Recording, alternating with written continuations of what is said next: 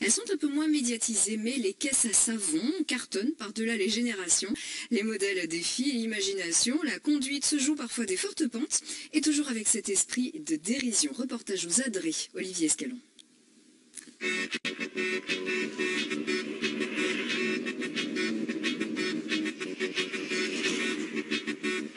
À voir foncer ces petits bolides, on se croirait presque sur un rallye. Mais en y regardant d'un peu plus près, pas sûr que tous les pilotes aient le permis.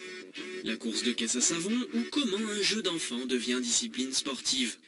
Le principe est simple.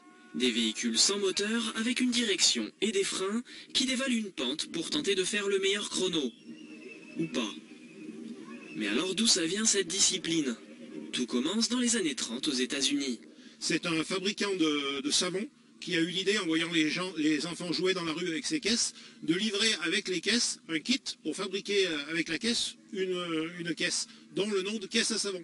Et assez rapidement, il y a eu des compétitions d'organiser et ça a démarré par un championnat au bout de quelques années. Et finalement, à l'été 2014, la discipline arrive aux Adrets. Organisée par l'association Belden Auto, cette manche qualificative pour le championnat de France voit se mesurer une trentaine de candidats sur diverses catégories, en fonction de l'âge, du poids ou du type de caisse. La catégorie folklorique est un peu à part, puisqu'elle propose de créer le véhicule que l'on souhaite sans contrainte, mis à part certaines réglementations de sécurité. Ma fille voulait faire la maison de la roue. C'était un peu trop compliqué avec les ballons, tout ça, donc on s'est retourné. Le toit était imposé. Il fallait un toit, donc j'ai cherché des solutions, et puis voilà, on a mis un toit, et voilà. Donc on a mis la grand-mère pour la couture, et on a mis tout le monde un peu à contribution, et puis voilà. Le résultat est là.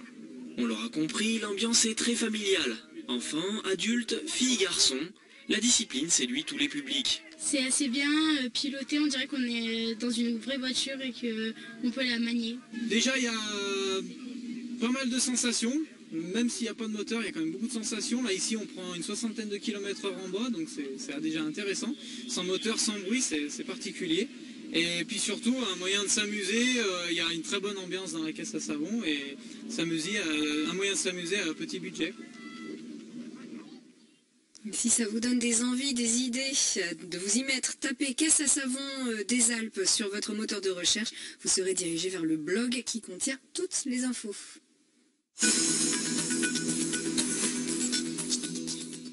Et retour sur Deux Roues, notre feuilleton dédié à la petite reine vous emmène cette fois dans un café. Pas comme les autres, boire un verre et parler vélo ou manger une tarte pendant que le vélo se refait une santé. C'est l'idée de ce café.